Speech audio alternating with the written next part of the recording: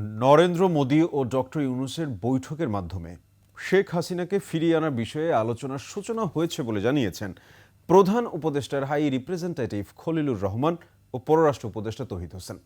মঙ্গলবার আলাদা সংবাদ সম্মেলনে এ কথা জানান তারা। তিস্তার বিষয়ে ভারতের সাথে চুক্তি হয়ে গেলে অন্য কারো সাথে চুক্তির প্রয়োজন পড়বে না বলেও জানান তারা। আরও জানাচ্ছেন মেহেদী হাসান। বিমস্টেক সম্মেলনে প্রধান উপদেষ্টার সফর নিয়ে রাজধানীর ফরেন সার্ভিস একাডেমিতে তার হাই রিপ্রেজেন্টেটিভ খলিলুর রহমানের এই সংবাদ সম্মেলন।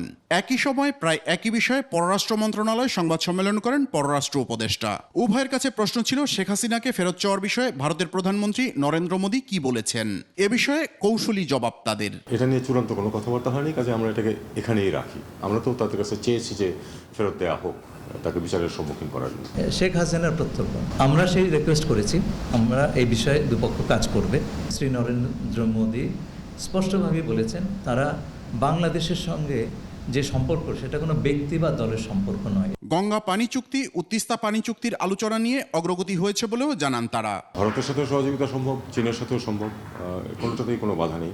আমরা দেখব যে কোন দিকে, কোন প্রজেক্টে কোন দিক থেকে সহায়তা নিলে আমাদের জন্য সুবিধা হবে এবং সেই অনুযায়ী ওয়াটার রিসোর্স মিনিস্ট্রি তাদের কার্যকলাপ করবে। ভারতকে বলছি চুক্তিটা করেন, চুক্তি করলে তো অন্য কিছু করার দরকার নেই।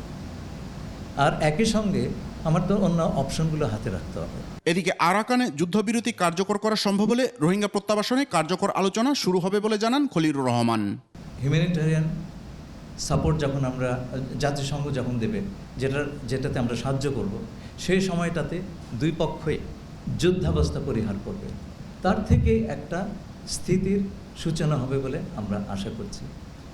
সেই মুহূর্তটার জন্য আমাদের অপেক্ষা করতে হবে, খুব বেশি দেরি নেই সেটা, এবং সেই সময় থেকে আমরা প্রত্যাবাসনের ব্যাপারে একটা বাস্তব আলোচনা করতে পারবো।